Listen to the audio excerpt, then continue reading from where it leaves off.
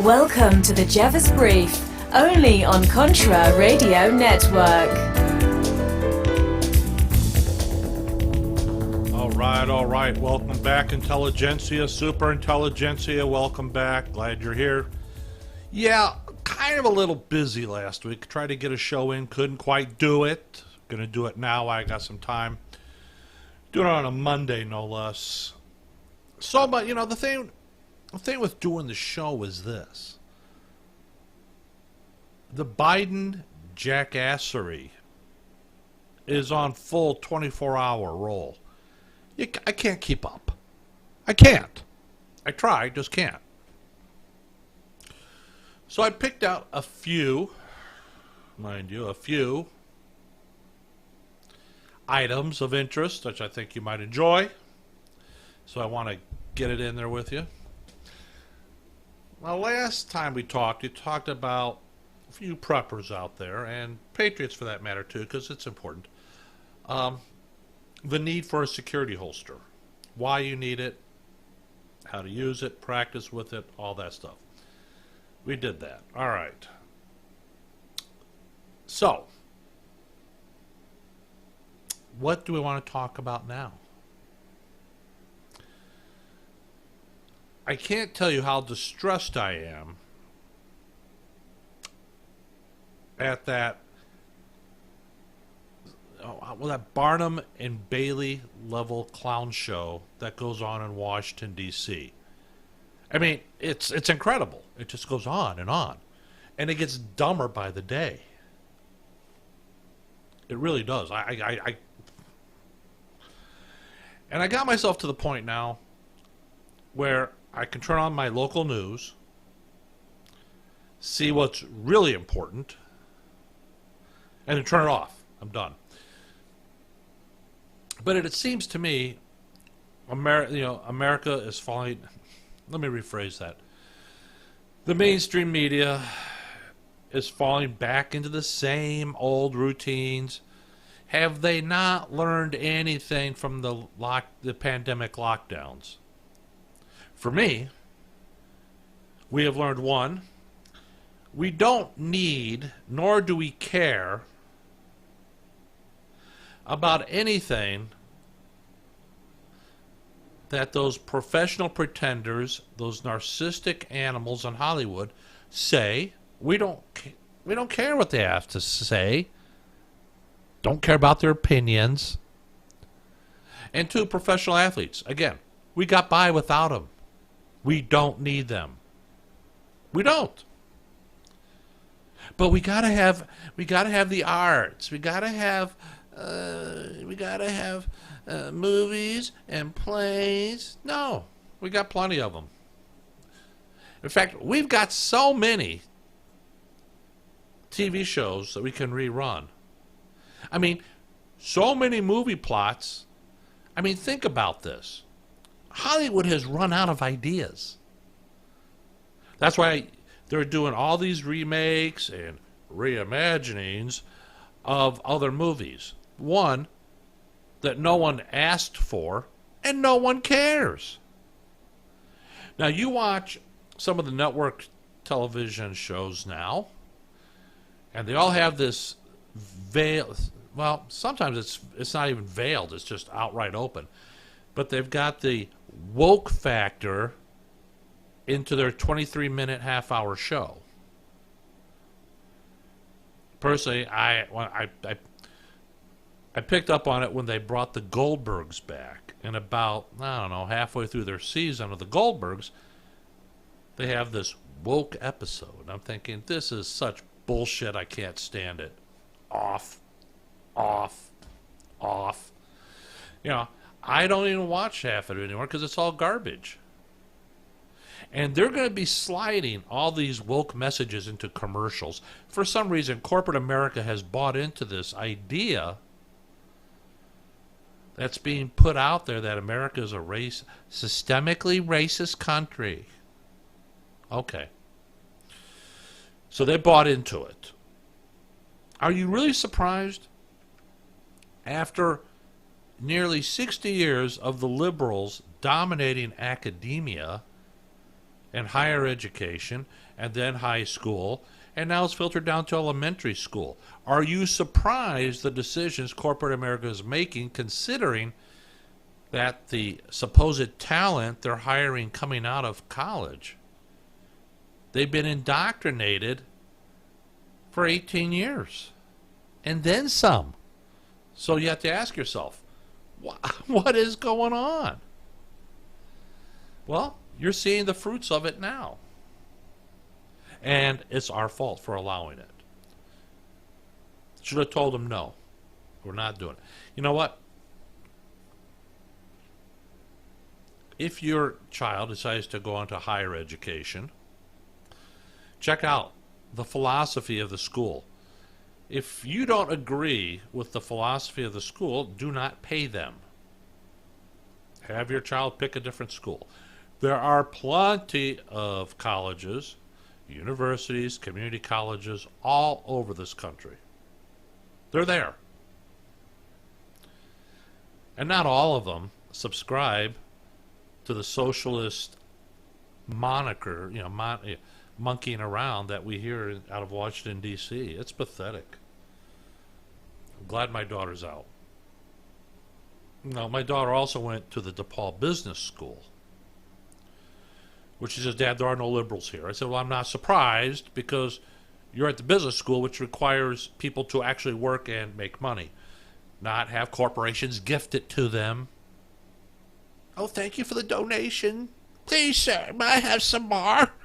Yeah, kiss my ass. Kiss both sides of my ass. In the meantime, what else do I want to talk about? You know what? The media is now admitting that Trump was right about pretty much everything in 2020. Oh, I know, say it ain't so. According to Red State, John Arthur, he's the one who put this out. He says the former president of the United States sent a message to the public Saturday afternoon listing 10 news stories the mainstream media falsely claimed were fake news. You know, that it's kind of ironic, isn't it? The mainstream media calling something fake news. That's all they deal in. So have you noticed that they are now admitting, and this is Trump speaking, he says, that I was right about everything they lied about before the election, President Trump asked in reference to the media via an email to his supporters. And he went on to list 10 stories from 2020 alone that the former commander-in-chief has been vindicated on, calling into question just what the heck the media was focusing on all of last year. Well, we know what. So here's a little background comparing what was being said at that time and what is being reported now.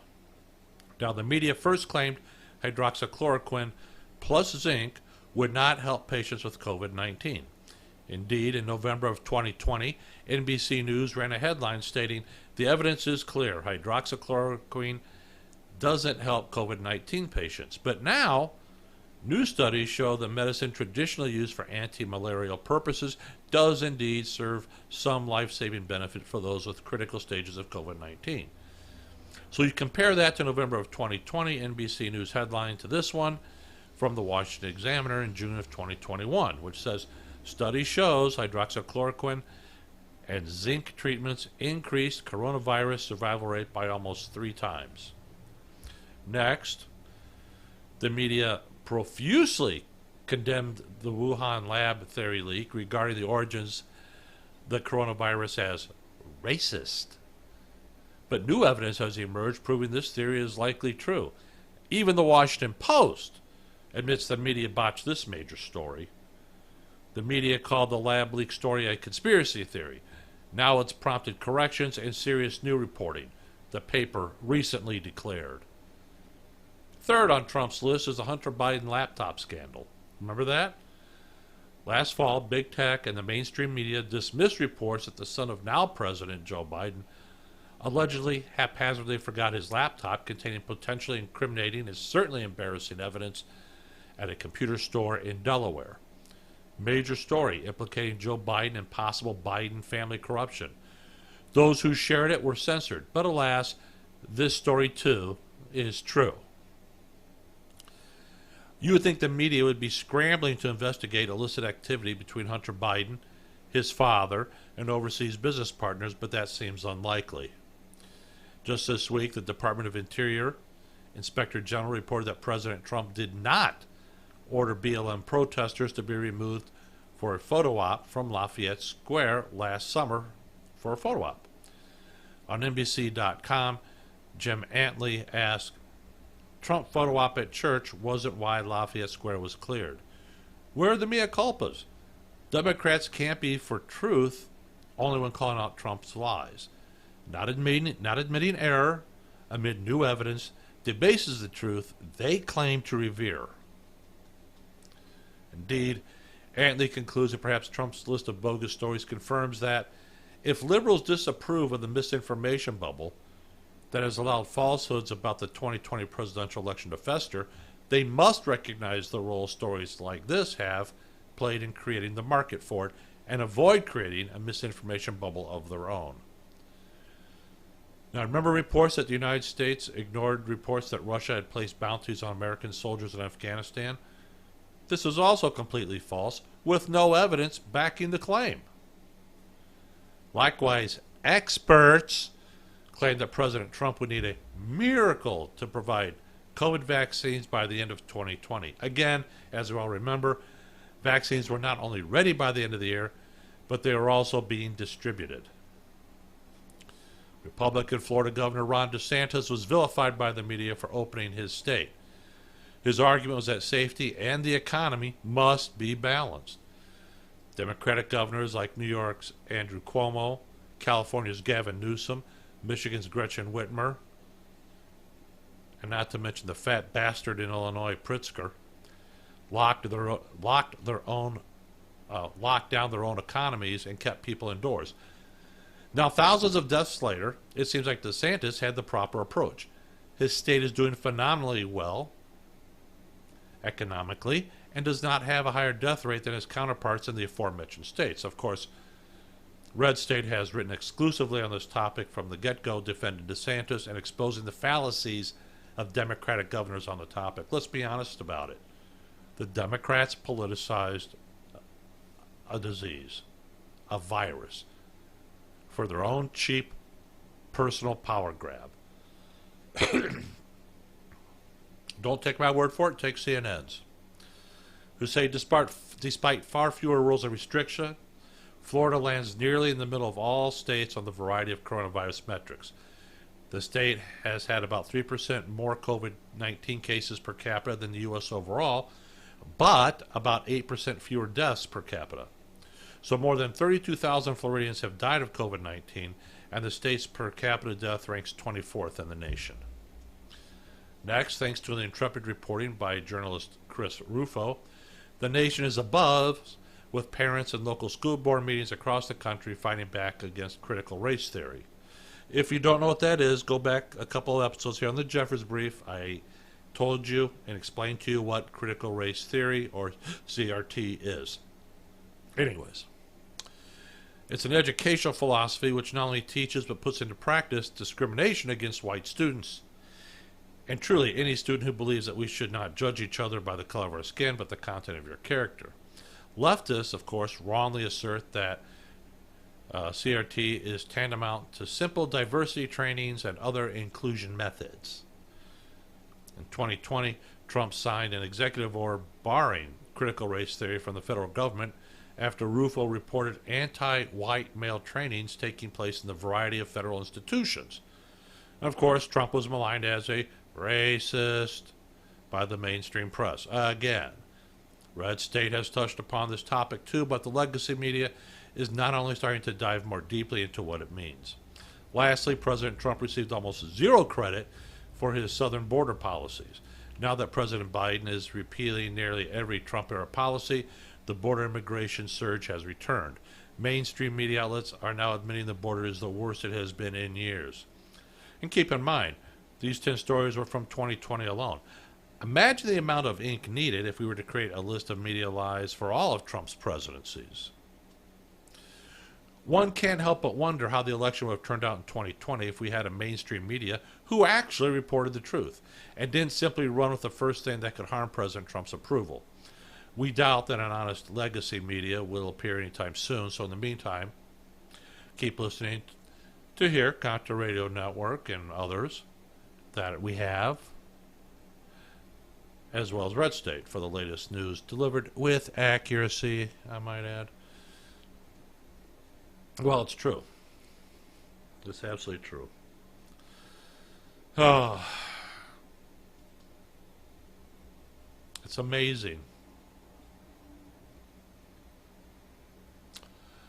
Meanwhile, my friends, June 1. Now, you probably didn't hear this, but I did find it.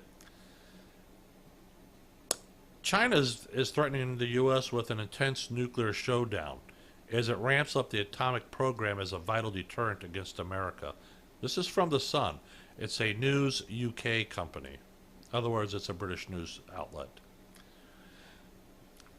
Now, the Chinese Communist Party's mouthpiece newspaper launched a blistering attack on the West, saying China's nuclear plan was now vital to the country's strategic deterrence against the United States. Hu Jing, the editor of the Global Times, said the number of China's nuclear warheads must reach the quantity that makes U.S. elites shiver. We must be prepared for an intense showdown between China and the U.S., Hu wrote in a chilling op-ed for the Chinese state-run newspaper. In that scenario, a large number of Dongfeng 41, JL-2, and JL-3, both ICBMs launched from submarines, will form the pillar of our strategic will. The number of China's nuclear warheads must reach the quantity that makes U.S. elites shiver should they entertain the idea of engaging in a military confrontation with China. Read the Parasol Islands. Hughes said the intensifying U.S. strategic containment of China means it is important is to keep rapidly increasing the number of nuclear warheads and strategic missiles. I can bet you won't see any liberal organizations or left-wing organizations screaming about the Chinese ramping up the arms race with their nuclear arms. You won't see any protest in China, I can promise you that. So this is the cornerstone of China's strategic defense or deterrence against the U.S. On this basis, we can calmly and actively manage divergencies with Washington to avoid a minor incident sparking a war. He says U.S. hostility toward China is burning. We must use our strength and consequences that Washington cannot afford to bear if it takes risky moves to keep them sober. It comes after U.S. President Joe Biden's approval of extra weapons being shipped to Australia in preparation for a potential clash. Now, the Chinese President Xi Jinping has said he wants the country's military to be on par with the U.S. within the decade and to have overtaken its rival by 2049, which would be the 100th anniversary of the communist regime. Now, last week, China revealed a new stealth bomber capable of hitting major U.S. bases in the Pacific with nuclear weapons. The 5,000-mile range of the Shihan H-20 means it is able to strike Guam and other key facilities, making it a game-changer. The development of the bomber has been kept under wraps by the Chinese authorities, but new images have now been revealed in the magazine Modern Weaponry, which is run by state-owned defense corporation China North Industries Group. The publication describes the aircraft a god of war in the sky, and computer-generated images show its remarkable similarity to the U.S. B-2 Spirit stealth bomber introduced in the 1990s. Now, John Grevitt, a warplane specialist and Asia-Pacific defense analyst at Defense and Security Intelligence source Janes, said the new plane was a significant milestone. If the aircraft becomes operational, it has the potential to be a game changer, he told the South China Morning Post. The new bomber will reportedly be equipped with nuclear and conventional cruise missiles. The Royal United Services Institute for Defense and Security Studies suggested China's stealth bomber could give the country a truly intercontinental power projection capability. If you're a prepper, you know what we're talking about here. Our number one rival, the ones that have been giving Biden money, his family money, And stocks. Oh, yeah, that country.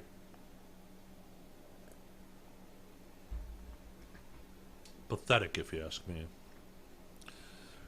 Here, I like this one. Finally, it's appalling to watch. The Australian media tears American media a new ass over its fawning over Biden, and they drool on him. They give Biden a ton bath every chance they can. American media. And who wrote this? This is excellent. Brandon Morse. Very good, sir. You get a gold star today. The American media is so infected with leftism that it's ideological slanted to the point of tipping over, and it's highly possible that the media doesn't even know it. It doesn't have the ability to look at itself critically, and we get very real moments where the media asks Democrats what it can do to better help them along while on the air. The media in other countries can see it, though, and Australia's in particular can't help but dedicate a segment to it. On a segment during Sky News, Kenny on Media, Australian anchors and commentators took aim at the American media for its simpering and fawning over Joe Biden during the G7 summit, while the same media bashed President Donald Trump in 2018 against all reason. By the way, if you are watching NBC, I was watching the IndyCar race. I do like open wheel racing better than I do NASCAR. I prefer IndyCar. But they did right after the race, they did a special report news break. And in it, they're giving Biden just a ton bath. They're never mentioning the absolute disaster that it truly is. But that's what we're getting. So, but mission creep, going back to it. So, taking aim at CNN in particular, the anchor compared the network reporting on Biden in 2021 versus Trump in 2018. The difference was absolutely striking, with CNN saying that Trump was in opposition to every world leader around him, while everything about Biden seemed perfect and without trouble. They drive to give the illusion that he doesn't have any disputes with any of these international leaders, said the lead anchor. The Australian writer Sophie Ellsworth said that Biden was extremely lucky to have such loyal media on his side and would definitely result in higher popularity thanks to his fans in the journalist sector. It's really quite appalling to watch, said Ellsworth. And what happened to straight news reporting, which doesn't seem to be existent there? Trump can do no right, added Nick Cater of the Menzies Research Center.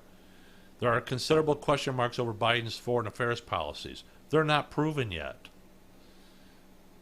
Cater mentioned Trump's strength in foreign affairs in comparison, including his show's strength against China and the Abraham Accords in the Middle East. Meanwhile, Cater adds, Biden has yet to demonstrate whether or not he'll be able to utilize America's strength in order to make the country a leader on the global stage. I would be much happier to see Donald Trump at the G7, I think, he concluded.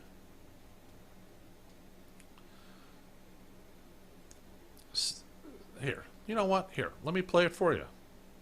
I will play it for you. I want to go to the US now, because the media has been gushing as their beloved Joe Biden prepares for his trip to the United Kingdom to attend the G7 summit. Listen to how CNN is reporting this momentous event. Joe Biden is stepping onto the world stage for the first time as president, and equal to foreign leaders. Now let's go back in time to 2018 and see if those same newsrooms offered the presidency of Donald Trump such light and positive coverage. Dramatic and deepening G7 divide. Better put, perhaps, as G6 versus 1. Sophie, they're essentially they're calling it the G6 when Trump's there, but Joe Biden's there, and it's momentous and it's positive and it's glowing, and they're trying to give the illusion that he doesn't have any disputes with any of these international leaders. What do you think of that? I just think Joe Biden is a lucky person. He has got all the media on his side, or most of the media on his side, particularly CNN, completely at odds with what they did to Trump. So, his popularity surely can only win from this because he's getting so much positive PR through the journalists who are massive fans of him. It's really quite appalling to watch. And what happened to straight news reporting, which doesn't seem to be existent there? Nick, it's not really journalism, is it? It's they're stenographers in a way, aren't they? They're documenting history, but they're not being critical. But with Trump, ultra critical, inflammatory in some ways. Always. Trump could do no right. I mean, give Biden his due. He did get to the top of the Air Force One steps without tripping over his shoelace. Good on him. But look, I mean, too. the reality is, you know, if you talk to Greg Sheridan on The Australian or anybody who knows about foreign affairs, there are considerable question marks over Biden's foreign affairs policy. It's not proven yet. Whereas it was the one area, in fact, in which Donald Trump did very well, pivoting on China, bringing about the Abraham Accords, which is a big step towards peace in the Middle East. The worry about Biden is whether he really does have control or really the nerve or the confidence to impose American power in the way that Trump did. So, you know, I would be much happier to see Donald Trump at the G7, I think. There you go. Now, CNN's ratings have been cratering to record lows in the post-Trump era. Are we surprised? One of the reasons why is that CNN had invested itself so much in the anti-Trump narrative that Trump being removed from office would have been the worst thing for it. Sure enough, the first week of Biden's presidency marked the beginning of a steep slide in ratings for CNN. But the anti-Trump narrative was born from hardcore adherence to leftist politics, and CNN continued to cling to Democrats, more or less becoming a propaganda arm instead of a news network. Sadly, this kind of obedience to Democrats is seen throughout the media in varying ways with few exceptions, including OAN, Newsmax, and Fox News. The problem of bias is so obvious and loud that across the sea, people are taking notice and laughing about it. Unfortunately, it's not that funny. It just isn't. Where am I? Oh, that's right. That's my Biden. Where am I? What am I doing? Joey! If I say Joey, always know where you're at. Know what you're doing. Fool. Oh, you know what I'm thinking about, my friends, is let me back up. We have quite a few different shows on Contra Radio Network now. We have The Independent Mouth with Anthony Williams. You know what? Some of the stuff isn't about prepping. Some of his stuff isn't about politics. Sometimes it's just he has an interview with somebody, and it's fun. It's fun to listen to. It's funny what they say. Something different. We wanted to, jack it up. Of course, we have the prepper guy, Mark Boyle. I've got Carl Gallups with Freedom Friday. And just found out that there's been some issues with the right side of politics with Chuck and Dersh, which is being addressed today. We'll get that back on. I know a lot of you liked it. A lot of you watched it. And you got the Lightning Report with Dave Kirshner. Now, Dave's going on sabbatical during the summer, mainly because he's got older kids, and they don't shut up long enough for him to do a show. So he posted his last show for the summer, Saturday, and he'll be gone, and he'll be off the air until August. So, again, we have many shows I'm looking. Now, it's always been my intention to try to build an aggregate type of network, so to speak. However, I think I may have found one, which I'm looking into with Anthony Williams. And that's all I want to say for right now, because I always get a little crazy on it. And it's like, let's just take a bit at a time here. Let's see what plays out in the next couple of weeks. We could be doing television. That's all I'm going to say. I'm going to leave it at that. All right? I know you're going, what? I want to know more. We all do. That's why we need a couple weeks to figure out what's happening here. Now, here in the tyranny state of Illinois, they finally decided to reopen. This state should have never been closed. The amount of financial pain that has been inflicted by the Democratic Party in Illinois, because they have the supermajorities in both houses and the governorship, is unforgivable. Unforgivable. So remember that. Remember which party it was. What I had to correct some people on social media who accused, well, Donald Trump shut down the economy. Not true. Not true.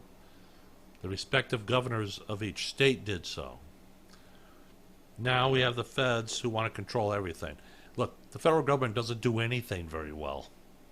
It just doesn't. Mainly because there's too many bureaucrats. That's right, the world needs more bureaucrats like I need another hole in my head. The fact is, the federal government just doesn't do anything very well. And when it tries to do something right, it screws it up. They can't help themselves. Mainly because you're dealing with people who don't work in those particular industries or sectors. They're just bureaucrats. Oh, I work in the government career. Yeah, but you haven't. What have you done? What service have you provided to the citizens of this country, to the taxpayers? Oh, yeah, nothing. So, and as for Fauci, I'm under the impression that Fauci should be investigated. Now we've got his emails. It's time to start taking a good hard look at Fauci and those people that want to find, gain of function with this particular virus. Is it possible that perhaps Fauci could be charged with crimes against humanity? You might be able to make a case for it. Now, for you people watching the Arizona audit, my friends, I don't know how. I mean, I've read the President Trump's tweets about how he thinks he'll be reinstalled back in office in August. I don't see how that's possible. Not because of the election, but because of the way the laws are written, the procedures that have been gone through.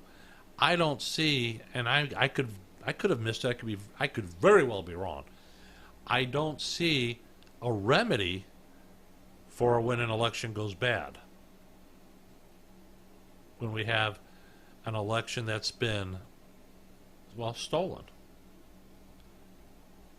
How do you remedy that? Now, the federal courts have made it plain that they have no interest in anything other than maintaining their own power. So, I don't know. I have not given any money to the Republican Party. I have many requests to do so. I will not do that. And the reason being because the Republican leadership in the House and the Senate leaves a lot to be desired. And I don't think I should reward them by giving them money. You need a complete change of leadership, and I'll tell you why. The Democrats demand the Republicans be flexible, while they themselves are inflexible. Don't make demands, you just do what you're told to do. And that's kind of the way they're looking at it here. Yes, there's a lot of sheeple in this country. There are. I see people walking outside and they're still wearing masks. Since when do we have to wear a mask outside? I don't know. This, I believe the CDC, the Department of Justice, and just about all of its branches, have no credibility left with me whatsoever. Just don't see it, my friends. Don't see it. Don't have it. I don't know how long Joe Biden's going to last. But there's going to be a lot of damage done to this country. So, and yes, you know what? I haven't been on social media that much either the last couple of weeks. Social media is the toilet of the internet. It's just as, social media is just as bad as the mainstream media. You read all kinds of stuff and you're going, what in the hell are you people talking about? And you have to remember, on social media, everybody has an agenda. Everybody has an agenda. Oh, please like me. Please like me. You know what? Not interested. Oh, please like my post. Oh, look, here's a cat playing piano. Okay, so what? I don't know about you, but I've seen... Now, my wife, she likes to watch a lot of the reality television shows. And, of course, with the reality television shows, there's always one person every week on those shows who has a sob story. My parents passed away. You know what? Welcome to the world. That's life on this planet. Well, my brother had cancer. Yeah, people get cancer. It sucks. Yeah. But don't sit there and try to pump me for sympathy. No. Realize what it is, what it's for. It's there to try to gather your sympathy, to manipulate you, to make you feel a certain way. Same thing with the mainstream media. You sit and watch your local news, and they have some story about, it's a feel-good story. No, it isn't. It's a sob story that provokes support for your agenda. That's what it does. That's the way it is. So, anyways. For those of you that might be interested, June 30th, I am driving down to Tombstone, Arizona. So if you'd like to meet myself, the Prepper Guy, or even Don Lowry, feel free to get a hold of me. ContraRadio@live.com. ContraRadio@live.com. I'll give you the details. You can hang out with us if you want. But anyways, we're heading down there, June 30th, and we'll be there. I'm gonna take a few days getting there. I'm not gonna drive like a maniac to get there, but I will be. We'll be arriving probably July 3rd, and we'll stay till about July 8th, July 7th or so around there. So we'll spend 4 or 5 days there. Anyways, so if you'd like to meet us there, meet me, have a chat with me. Maybe we'll come on and do a show together. I don't care. Whatever you want to do. You tell me. All right. So until next time, I'm John Jeffers, right here on the Contra Radio Network on the Jeffers Brief, saying thanks for listening. Thanks for tuning in. I appreciate it. And tell your friends to tune in. All right. Till next time, be safe, be alert, be vigilant. And have an American day. Have an American week. And you're not alone. You're a patriot. You're a prepper. You are not alone. All right. Till next week. Have a good one.